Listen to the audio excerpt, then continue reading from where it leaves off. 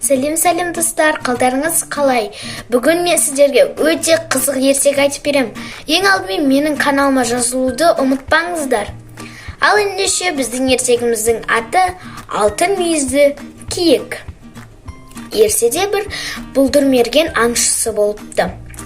Ол аңшы ақылды, көркіне сай екен. Бір күні ол аң аулауға шығады. Оның қатты шаршағаны соншалық бір ағаштың бұтағына келіп отырып, көлеңкеде демалады. Сол кезде бір киікті көреді. Ол киіктің мүйізі алтыннан екен. Бірден тұрып, бұлдырмерген садағын көтерген кезде, киік «Тұра тұр, мерген» дейді. Оған аңшы қатты таңғалады. Содан кейін киік шалға айналады. Балам, осы бір бұлдырмерген деген аңшыны көрмедің бе? Мен соны іздеп жүр едім. Ата, бұлдырмерген деген аңшыңыз мен боламын. Айта беріңіз, не болды? дейді. Мен сені іздеп жүргенім, ол менің балам бір әулеттің ханы. Сол жерде айдаһар өмір сүретін еді. Соған ол айдаһар біздің бүкіл халықты мазасын алып жатыр. Бүкіл қаланы жұтып қоямын деп. Соған бұлдырмерген қана соны жеңе алады деп еді маған. Сондықтан да сені іздеп жүрмін. Бізге көмектесесің бе? деп сұрайды.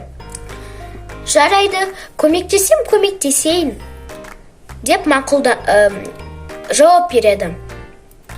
Шал оны өзінің тұратын жеріне әкеледі.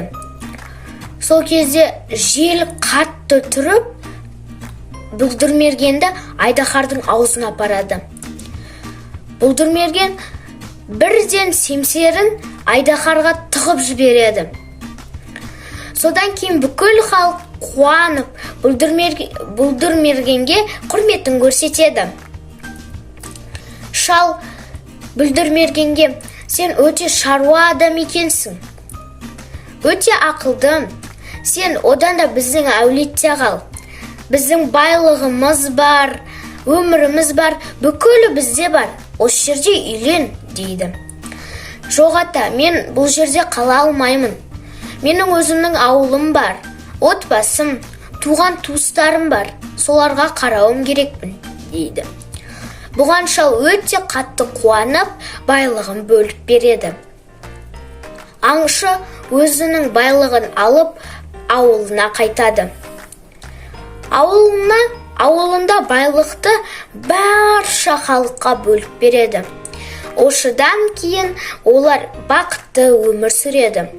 Осымен балалар, біздің ертегі аяқталды. Егерде бұл ертегі ұнаса, тез комментарияға қалдырып кетіңіздер. Ал енді всем пока-пока.